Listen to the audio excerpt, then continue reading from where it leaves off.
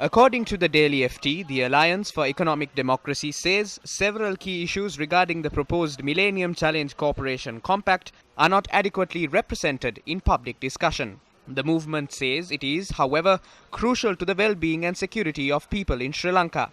AED says MCC's constraints analysis for Sri Lanka was drafted in the US without engaging national universities, academics and the interests of local people, and it misidentifies the island's binding constraints to growth. The AED strongly warns signing MCC will ensnare Sri Lanka in a costly geopolitical conflict between the US and China and endanger our sovereignty. These concerns have been endorsed by a collective of 53 individuals and organizations in the country. The Millennium Challenge Corporation, better known as MCC, has pledged to financially assist Sri Lanka to develop the transport system and reform of land laws. Meanwhile, it was reported today that the cabinet had approved an expeditious program for the management of government-owned lands. The proposal for cabinet approval was presented by Minister S.M. Chandrasena. The program incorporates 11 projects, including the issuance of title certificates, formalizing the government land database, publishing a new edition of roadmaps, and the preparations of land guidelines. The Cabinet of Ministers decided to appoint a committee to design a simple and easy payment system to collect the taxes on leased properties.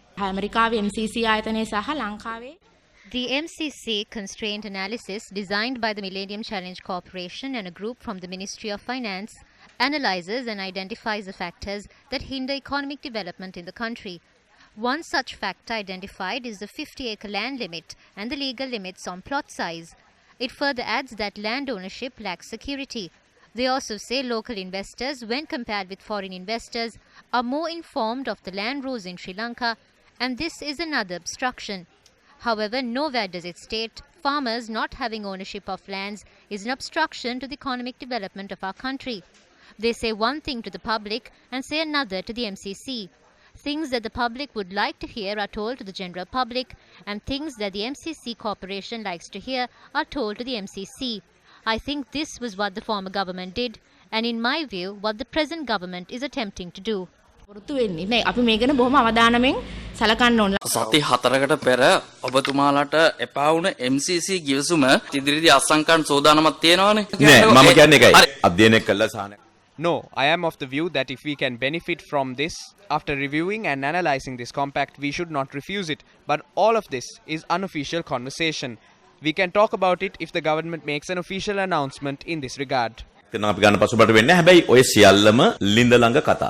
ආණ්ඩුවේ නිල නිවේදනයක් කරනවා නම් අපි ගැන සාකච්ඡා කරමු. අතම ඒ කියන්නේ මේ ඔබතුමල්ලා අස්සන් නොකරනවාය කියලා කියන්නෙත් නෑනේ. මේ රටට අහිතකර කියලා හිතෙන දැනෙන පෙනෙන කිසිම ජාතික ආරක්ෂාව අපේ ජාතික ආර්ථිකය අපේ සංස්කෘතික බැඳීම් හර පද්ධති මේවට කිසිදු ආකාරයක බලපෑමක් වෙන කිසිම දෙයකට ඉඩ තියන්නේ නෑ. ඒ කියන්නේ ඔබතුමා මේ දැන් හිතේසී තත්ත්වයක් ඇති වුණොත් ගිවිසුම සම්බන්ධයෙන් පාර්ලිමේන්තුවට ගෙනල්ලා ඊට පස්සේනේ අනිවාර්යයෙන්ම මම කියන්නේ අපි මාධ්‍යයට දෙන්නම්කෝ.